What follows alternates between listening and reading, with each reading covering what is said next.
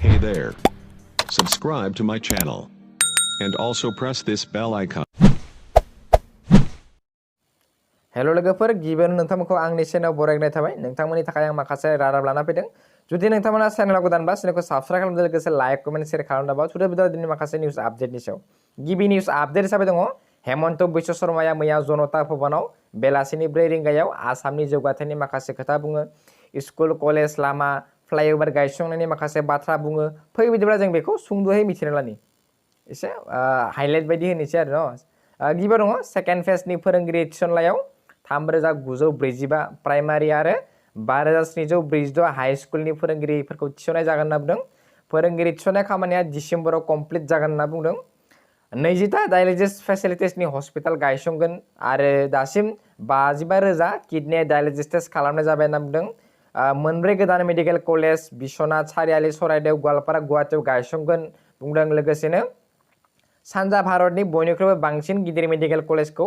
गुवाहाटीआव गायसंगोनबो होनना बुंदों हिनजावफोरनि थाखाय 9टा कलेज 10टा ल' कलेज गायसंगोन लोगोसे 6 गोदान आन्डार ग्रेजुवेट कलेज बानायनो थांखि लादों बेबायदि खोथा बुंदों लोगोसेनो गुवाहाटीनि मालिगाव आरो तेजपुर मिशन सारियाली एरियायाव 4 किल'मिटारनि 2 फ्लाइओभार बानायगोनबो होनना बुंदों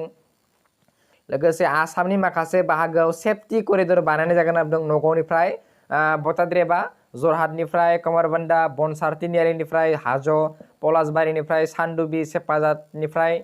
टंला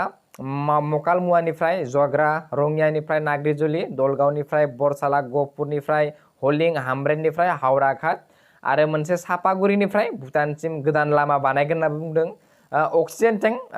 जेएमसिआव 2 बानायगोन होनना बुंदों लोगोसे आईसीयू गोदान मोनसे अक्ट'बराव जागायगोन होनना बुंदों आरो गभर्नमेन्ट फांसनफोरा 5 स्टार हटेलाव जानाय नंलाबो होनना बुंदों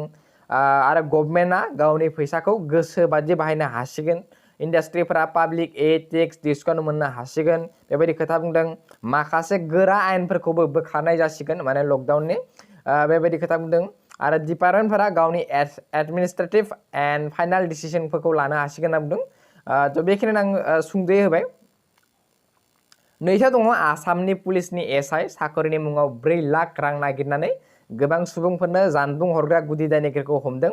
लखिमपुरनि पुलिस थानानि जेयाव आजादर राजख'वा गामिनि मनज तातुली दुथां मनज गोबां सुबुंफोरखौ साख्रि होगोन होननानै जानबुं खालामबाय थादोंमोन बा जानबुं खालामदोंमोन मनजजों लोगोसे दंफायो तेजपुरनि मोनसे गिदिर थगायग्रा हानजा बा ग्रुप दं होनना बुंदों दुथां मनज तातुलीखौ जेरा खालामगासिनो लखिमपुर पुलिसा नैबे सावगारि नुनायानो बिथाङानो एसआइमोन बिथाङा थामथियाव दङ बिटिसि बिसायख'थिनि सिगांनो तामुलपुराव बिजेपि आरो बिपिएफ हानजानि मावथिफोरनि गेजेराव नांलायनाय सोमजिदों बे नांलायनाय जाथायाव बिजेपिनि मावथि मनिराम राभाया गाज्रि जखम जादों होननानै मिथिनो मोन्दों जखम जानाय मनिराम राभाया खौरांगिरिनि सिगाङाव फोरमायनाय बादिब्ला लामा खाथियाव बिपिएफनि मावथि तपेश्वर राभा आरो मनिराम राभानि गेजेराव बाथ्रा दान्थेलायनाय जादोंमोन बेनि उनाव तपेश्वर राभाया मनिराम राभाखौ अन्थाइजों खुबैनानै गाग्लोबो लोगो लोगो बिजेपिनि गुबुन मावथिफोरा मनिराम राभाखौ तामुलपुर फाहामसालियाव लांनानै फाहामथाय होयो आरो तामुलपुर पुलिस थानायाव तपेश्वर राभानि बेरेखा केस होदों फै बिदिब्ला जों ससे भिडिअ क्लिप नायना लाग्रो दिनै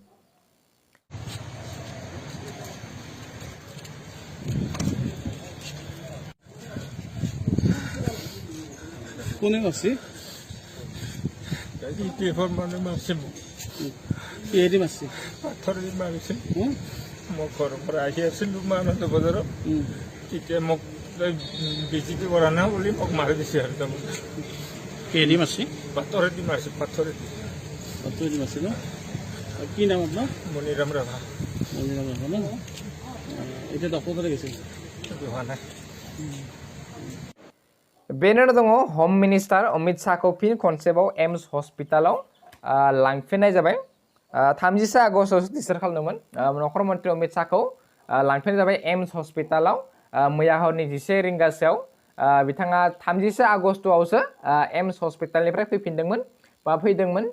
नाथाय फिन लोमजानाय मोननानै बिथांखौ मैया एम्स हस्पिटालाव थिसननाय जायो बिथांखौ 2 आगस्टआव कर'ना पजिटिभ मोननाय जादोंमोन बाट हामफिनो बेनि उनाव 30 आगस्टआव न'आव फैयो आरो लोमजानानै मैया 11 रिंगासोआव हरनि लांफिनो एम्स हस्पिटालाव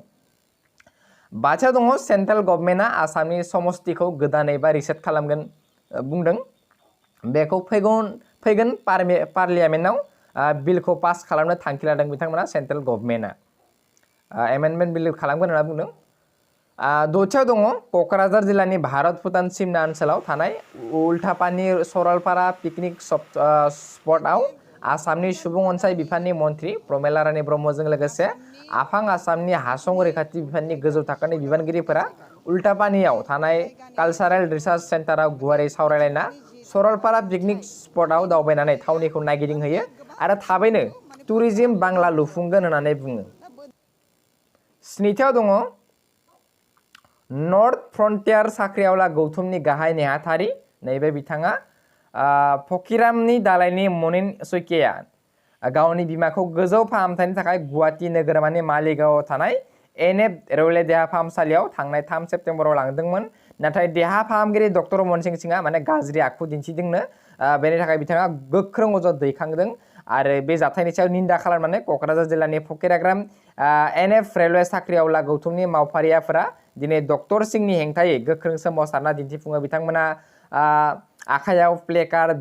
पेनार प्लेटुन लानानै डक्टर मनीष सिंहा हाय हाय मनीष सैकिया जिन्दाबाद बायदि बायदि स्ल'गानजों थासारिखौ गोमखांहोयो। तो दिनैनि भिडिअ एसेनोसै। जुदि भिडिअखौ मोजां मोनो लाइक कमेन्ट शेयार खालामदो। एसेनोसै, गोजोन्थों।